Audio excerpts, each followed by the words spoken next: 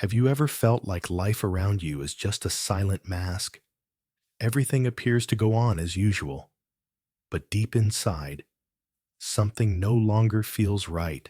You look into the mirror, and for a fleeting moment, you no longer recognize the person staring back. Not because you have changed, but because a part of you has begun to awaken. There is a door no one ever told you about. It does not lie at the end of the road, but within this very moment, when you are silent, when you begin to ask, is there something deeper behind all the familiar things? That is the moment you step onto the path of the warrior, not clad in iron armor, not armed with weapons, but carrying only one thing, awareness. No one tells you that awakening doesn't begin with something grand. It doesn't arrive with thunder or blinding flashes of lightning. Sometimes, awakening begins on a quiet afternoon when you casually pick up a book, flip through the first few pages, and suddenly, your heart goes still. Carlos Castaneda was the kind of writer who made you forget you were reading. His words, each one felt like soft footsteps on hot sand. At first, they left no clear trace. But when you looked back, you realized you had traveled far. The book didn't begin with proclamations or teachings. It was just fragments of dialogue, seemingly ordinary conversations between a student and a teacher. But hidden within the lines was a different kind of breath, as if you were stepping into a world behind this one, a world without names, without definitions, a world you once knew, but forgot. That teacher, Don Juan Matus, didn't lecture with theory. He lived and through his way of life.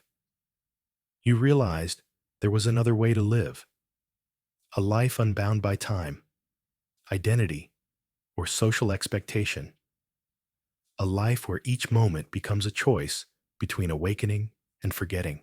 From that point on, Castaneda's story was no longer just his. It became a mirror, reflecting back at you. Imagine this. You step into an old room. Nothing special, just a chair, a window, a few books. But in the center of the room, there is a mirror. You walk toward it, and the mirror doesn't show your face today. It shows the memories you once hid, the nights you stayed awake, unknown to anyone, the times you cried without knowing why, the questions you never dared to ask. And in that moment, you are no longer yourself. You are someone looking back at yourself from another dimension. That is what it feels like to enter Castaneda's world. He doesn't tell stories to entertain. He reveals a delicate structure, a map of energy that leads you back to your inner core, a place that bears no name like I am a mother, I am a wife, I am someone who has sacrificed too much. No. That place is filled only with pure silence. And within that silence, you begin to hear a long-forgotten calling. Castaneda called it the assemblage point, the point where your perception is assembled. It is where your entire worldview is placed, where everything you see, feel, and understand is filtered through a single lens. And the strange thing is, that lens can shift. When it does, you don't just see things differently. You become someone different, a woman in midlife, especially one who has sacrificed greatly for her family. For society often experiences a quiet but profound moment, the moment she no longer knows exactly who she is, not because she's lost herself, but because the old version of her has fulfilled its role. And now, a new part, deeper, purer, is asking to live. But how? Society has no clear answer for the one searching for her soul. It has advice for job seekers, for those losing weight, for those raising children. But when you ask, how do I live true to the deepest part of myself? Silence is all that answers you. In that very silence, Castaneda appears. At first, the words in his book may not seem extraordinary. But if you allow yourself to quiet down, if you read not with your eyes, but with a weary heart, longing to return, you will feel something real. He is not telling a story. He is knocking on a door. That door does not lie within the book. It lies within you. Don Juan once said, anyone can leave this world without dying, but only those who are truly ready will see the door. And you watching this video may already be standing very close. There is only one thing left to ask. Are you willing to look at yourself with a gaze that is free of judgment and fear? If yes, then go forward. Because this story is not only about Carlos, it is about you and the journey back to your original essence. Are you ready? Because the next step is no longer theory. It is real life.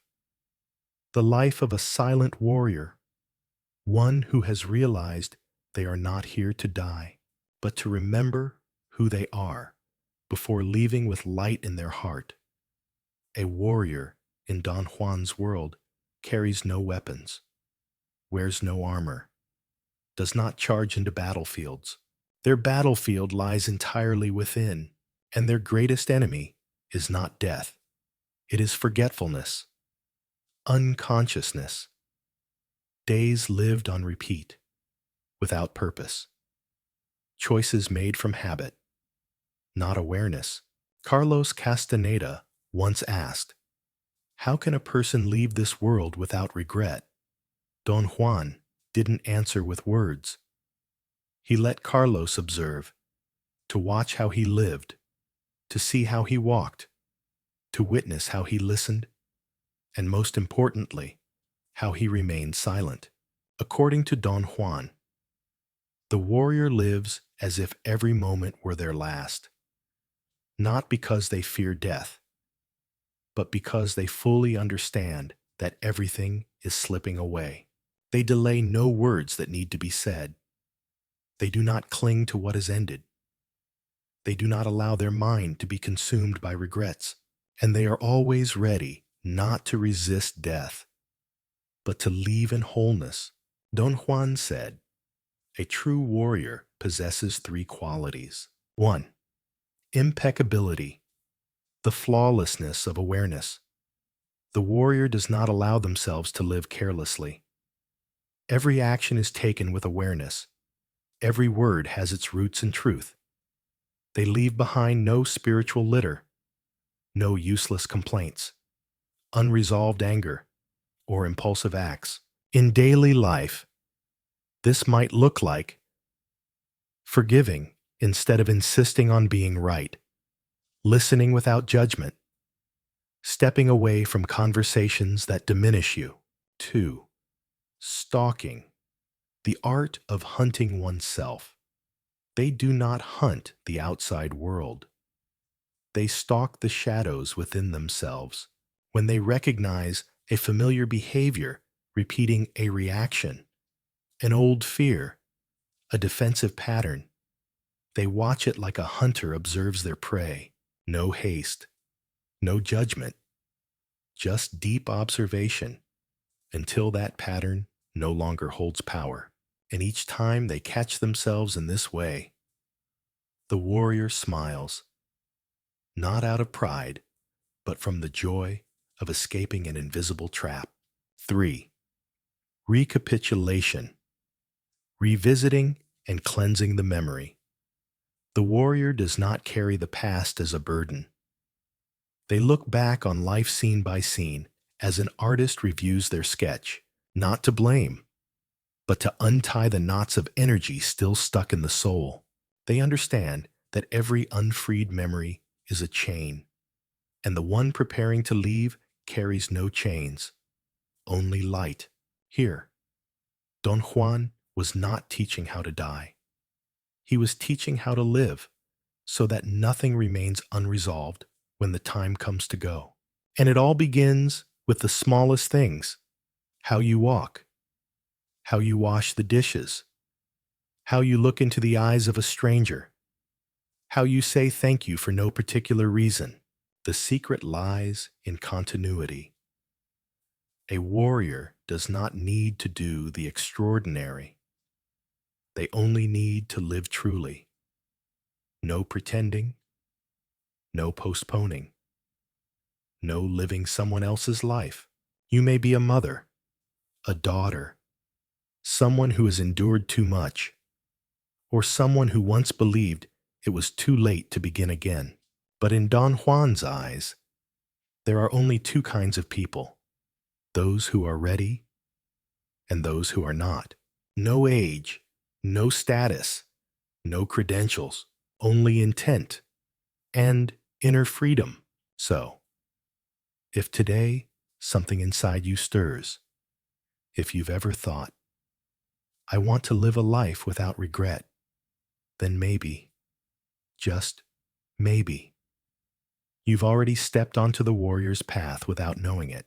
No need to shout. No need to change everything all at once. Just choose a little more awareness, a little more love, a little deeper surrender. And each day, ask yourself one question: if today were my last day, would I be ready? That is the beginning of a journey where the destination is not death, but absolute freedom. In Castaneda's world, there is a concept that appears again and again, not as an abstract idea, but as a real mechanism, an actual force operating within every moment of human life. It is called the assemblage point, the point where perception is assembled. Don Juan once said, each of us sees the world through a narrow slit. We call it reality. But in truth, it's only the position of our assemblage point. So, what exactly is the assemblage point? Imagine that you are a being of energy, not just flesh and thoughts, but a living field, surrounded by countless nodes of sensory input. Somewhere on this energy body, there is a central point, like the lens of a camera, that gathers your experiences, memories, beliefs, and sensations, then reconstructs them into your way of seeing the world. If this point stays in its familiar position, you will perceive the world in a familiar way. Time is linear. Death is the end. I am me with a name, an age, a role. And fear is something to be avoided. But if that point shifts, everything changes. It's not the world that changes. It's you who changes how the world is seen. Don Juan didn't describe the assemblage point with psychological theory. He simply said, when it shifts, you will know. You no longer react the same. You no longer think the same. In fact, you are no longer you in the same way. Castaneda once described the moment when his assemblage point shifted. It felt like a lucid dream, but clearer, more real. Every speck of dust held deep meaning. Every light carried its own life. And he knew. He had stepped into another dimension while remaining fully conscious. Why does this matter? Because transitioning, leaving this world consciously, is not possible unless the assemblage point shifts. You cannot enter another world if you're still seeing life through the same old lens. You cannot leave if you're still bound by society's definition of who I am. The warrior spends their entire life shifting that point, not through complicated techniques, but by reshaping the fabric of daily life itself. There are moments when you may have accidentally touched this state. An afternoon, when sunlight passes through the curtain and your heart tightens without explanation. A dream in which you meet someone who has passed on and they say something that makes you cry upon waking. A silent moment in nature, in the woods, beneath the rain, by the sea, when everything dissolves and you feel fully alive without needing a reason. That is when the assemblage point temporarily shifts. But if you don't understand it, you'll soon return to the old position. You'll think it was just a fleeting emotion, and the door closes again. So, how do you learn to shift it deliberately? Don Juan didn't teach with words. He taught through presence. He led Carlos into disorientation, shattered familiar logic, blurred personal identity, so that Castaneda had to ask himself, if I'm not Carlos, not a writer, not a student, then who am I? You too can begin by asking yourself the same question. If I am no longer a mother, a wife, or a caregiver, who am I? If I have no past to retell, who am I? If I have no worry about the future, where am I living now? A simple practice. Sit alone, in silence. Turn off all sounds, all artificial lights. Don't meditate in a formal technique. Just be present. And then ask, from what position am I seeing this life? Am I willing to shift it just a little to see what I've never seen? There's no need for an answer right away, only the courage to ask. Don Juan once said, "We were not born to be locked into a single structure of perception. We can rotate the assemblage point like turning a gemstone so light reflects differently." And at that moment, you understand.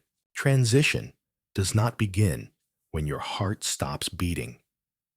It begins the moment you no longer see the old world in the old way. When the assemblage point shifts, death is no longer the end, but a doorway opening into new forms of existence. And you, who are quietly listening to these words, may already be standing close to that door. No need to rush through it. Just know that it is real, and it is within you. There is a profound paradox in the warrior's journey. The deeper they go within, the more they realize that the key to ultimate freedom lies not in knowledge, but in energy. Don Juan once said, "No one can pass through the final doorway unless they carry enough light within." And that light doesn't come from belief. It doesn't come from doctrine. It arises from the vital force the warrior has safeguarded throughout their life. We call it energy, but not the energy of muscles or willpower. It is essential energy, a primal life force that many spiritual traditions call by different names. Qi in Taoism, prana in Hinduism, ruach in ancient Hebrew, life force in Western mysticism. All of them speak of the same invisible current, a spiritual force that exists within every human being, yet few know how to preserve it. Carlos Castaneda discovered a shocking truth. Modern people are leaking their life energy every day without knowing it. They lose it through meaningless conversations, unresolved anger, fear of rejection, guilt, and the habit of living just to please others. Every negative emotion, every unconscious action is a crack through which life force seeps away, like a quiet fire not blazing, but slowly burning out until it silently disappears. The warrior learns to stop the bleeding of energy, not by withdrawing from the world, but by becoming fully conscious within it. When faced with anger, they observe rather than react. When making choices, they pause to ask, does this drain my energy or awaken it? Don Juan didn't teach how to accumulate power. He taught how to preserve the inner source of life from being wasted. And the first step is silence. Not the silence of the mouth, but the silence of the mind. That is where all depletion begins. From a thought left unexamined. From an old script you keep repeating every day. For example, you step into the kitchen and sigh because, again, you're the only one cleaning. You feel ignored in a conversation and instantly shrink inward. You look into the mirror and automatically whisper a quiet judgment about yourself. In all these moments, your energy is being taken. Don Juan called it death in each moment. Not the death of the body, but the death of the light inside you, by your own hands. Carlos once described a profound moment in the Sonoran desert. He was walking under the noon sun. Suddenly, everything around him softened.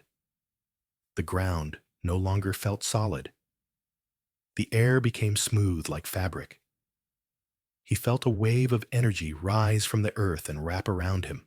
No one saw it. No one explained it. Only he knew he had reconnected with his inner fire. The warrior learns to become the silent keeper of the flame. They do not waste energy proving themselves right. They do not participate in emotional games. They learn to remain within themselves, and from that stillness, they begin to accumulate a current of energy that is pure, clear, and untouched by the friction of ordinary life. You can begin practicing today. Each morning, before opening your phone, sit for a few minutes. Place your hand over your heart and ask, am I living today to keep the fire alive or to burn myself out? Each night, before sleep, close your eyes and ask, where did I give away my energy today? And what must I pull back from in order to preserve the light? Preserving energy does not mean retreating from life. It means living in a way that everything you do brings light back to you. A meal cooked with inner calm, a conversation untouched by judgment, an afternoon walk in the park where you suddenly feel you are truly breathing. All of these are sacred acts because they keep the flame within from going out. Don Juan once said, when the moment of transition arrives, the warrior must not be weak. They will need every spark, every grain of energy to step into the wordless place called freedom. And you who are listening may already be quietly approaching that moment. No need for fear, only a quiet beginning. Keep within you a living flame, a pure light, so that when your final moment comes, it will be the only thing you need to carry with you. Carlos Castaneda once wrote, real death does not begin the moment the heart stops beating. It begins every day. In each moment, you dare to let go of what is no longer you. In Don Juan's world, death is not something bad. It is not an end. Death is an art, a deliberate act, a graceful transformation where the human being is not erased, but refined. And a true warrior does not wait until the end of life to learn how to die. They practice the small death every day, every hour, because they know only a soul cleansed of attachments can depart without regret. What are the small deaths? They are the moments you release a role you no longer wish to play. The times you choose silence over meaningless resistance. the times you allow a painful memory to dissolve without needing a reason. It is when you see a scar on your body, and instead of shame, you smile because you know it is proof of something you overcame, and you no longer need to carry it.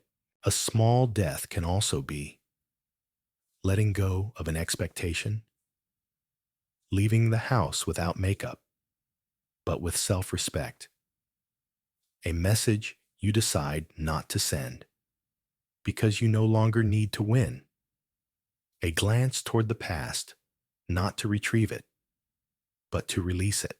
The warrior does not live to accumulate more titles or memories.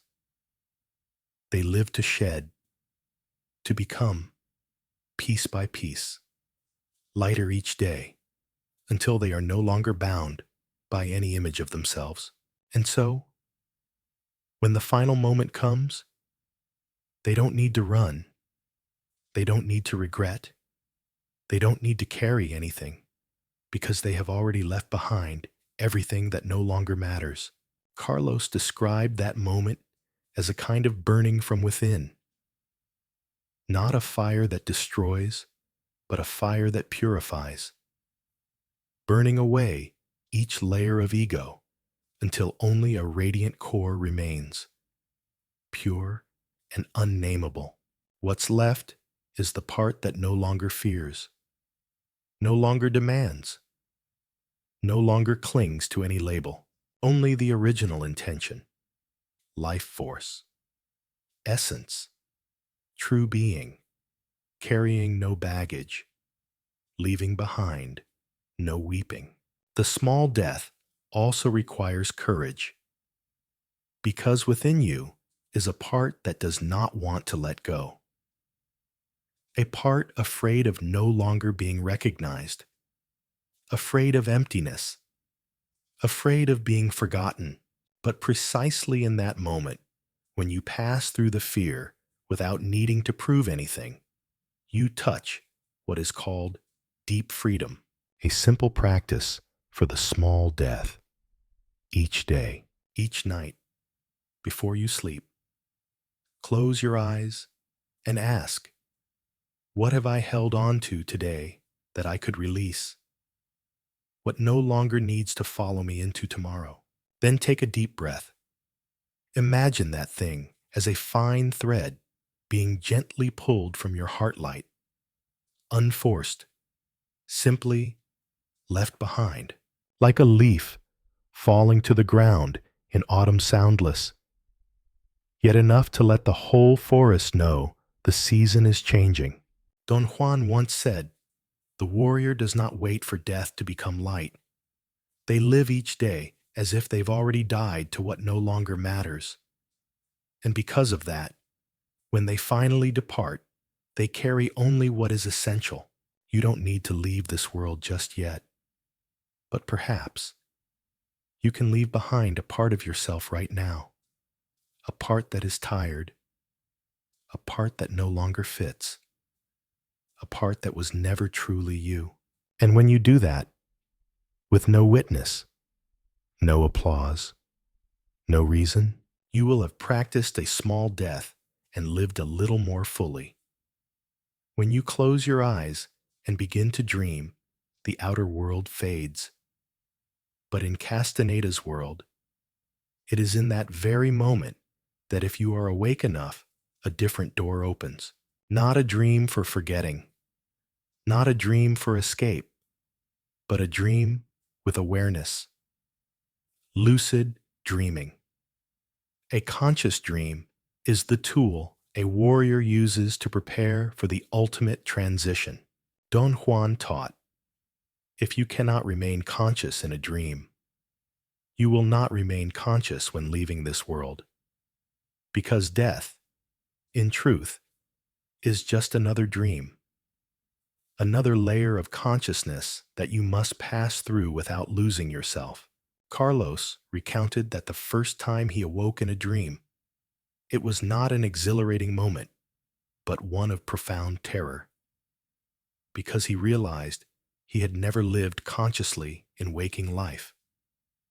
And in the dream, There was no mask of language or behavior to hide behind. Only essence. He stood in a dark forest, watched his hands dissolve into mist, then heard a voice, small but clear, say, "Keep going. Do not look back." It is here that the soul learns how to walk without losing itself. What is lucid dreaming? It's the moment you know you are dreaming, and instead of drifting along the storyline, you begin to choose how to move, choose what to see, choose your posture in the face of the unknowable. In that state, the warrior learns three things. 1. Mastering the assemblage point. When you are lucid in a dream, you can feel the moment the world's structure shifts. Trees begin to breathe. The sky flows like water. Old memories appear as sentient characters. And you no longer feel confined to your body. The assemblage point shifts most powerfully in lucid dreams because there is no gravity of logic pulling you back. 2. Facing yourself without escape. In a dream, you cannot lie to yourself. If you harbor anger toward your mother, that anger appears as a figure. If you fear failure, that fear becomes a lost landscape. And if you haven't forgiven yourself, you will meet yourself in your most broken form. And you must look into that person's eyes, not to judge, but to embrace, then move forward. 3. Realizing that reality is just one layer.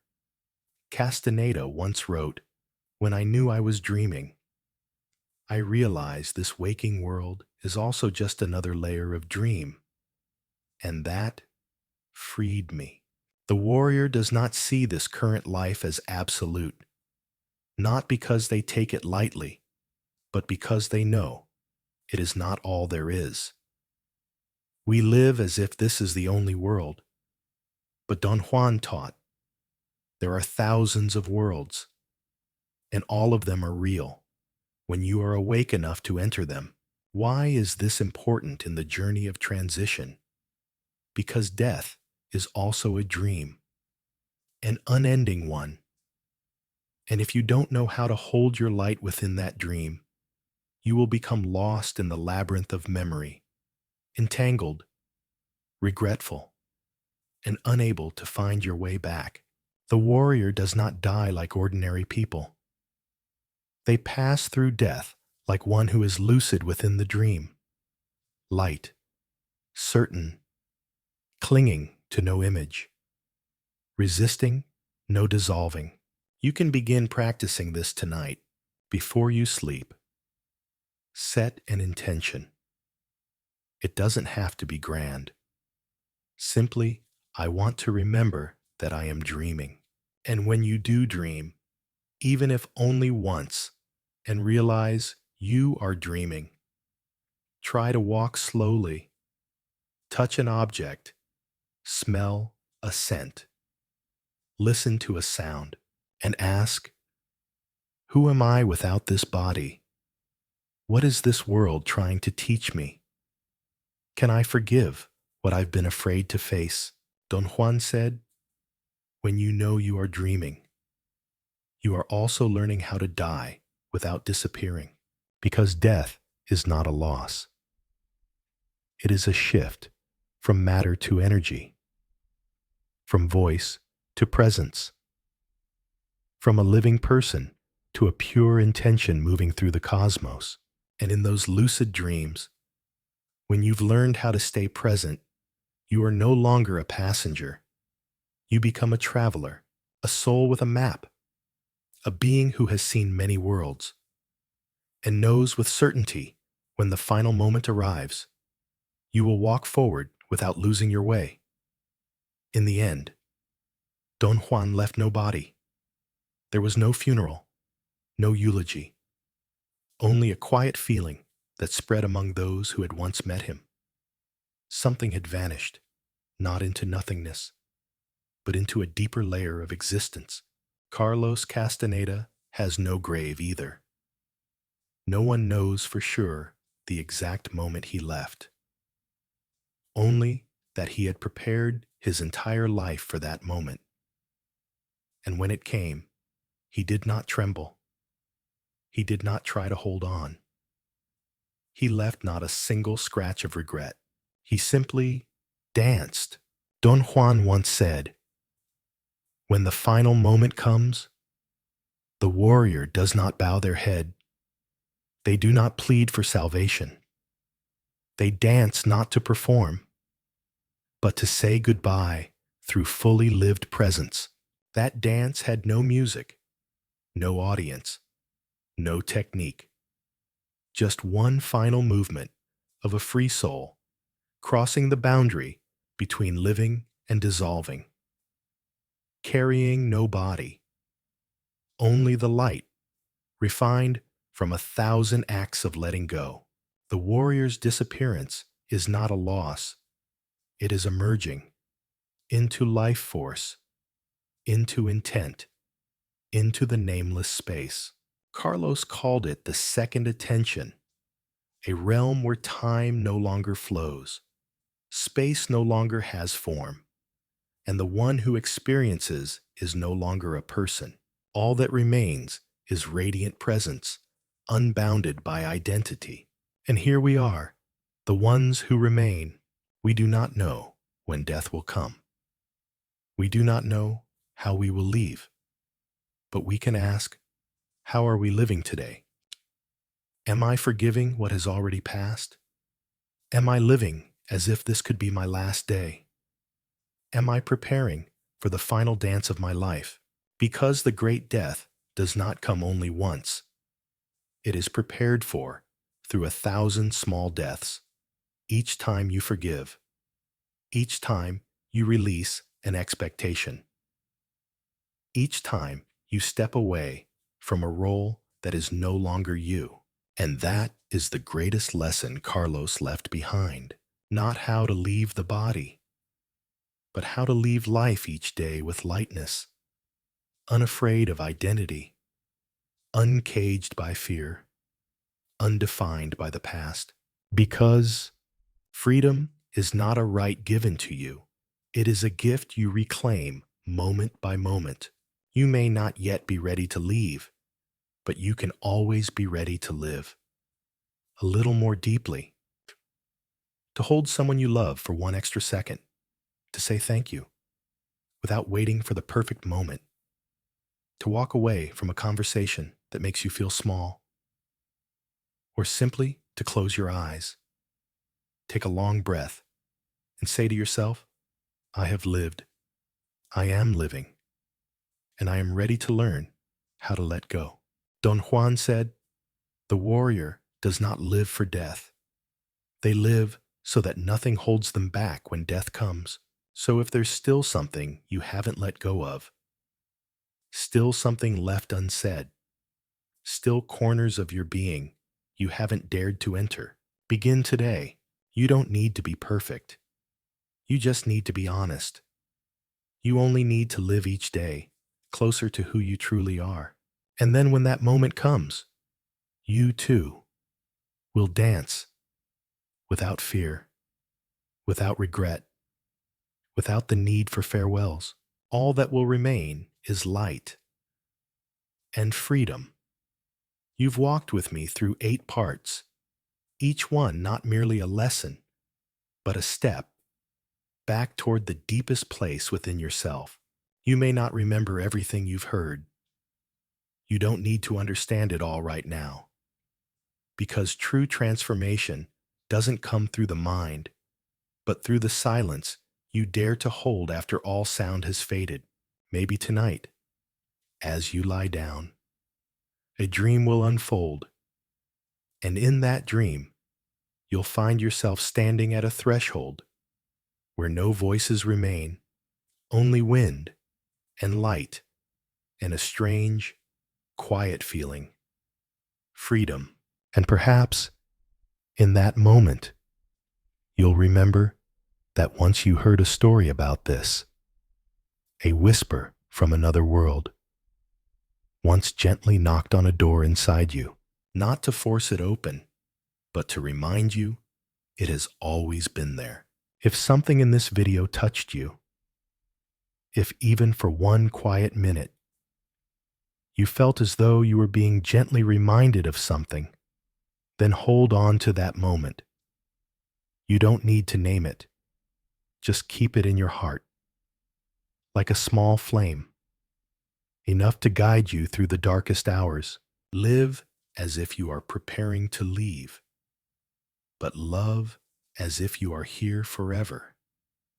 And each day, gently ask yourself, if today were my last, would I have enough light to walk forward? Until we meet again, in a place where language cannot reach, only pure intent and a smiling soul remain. In the final dance,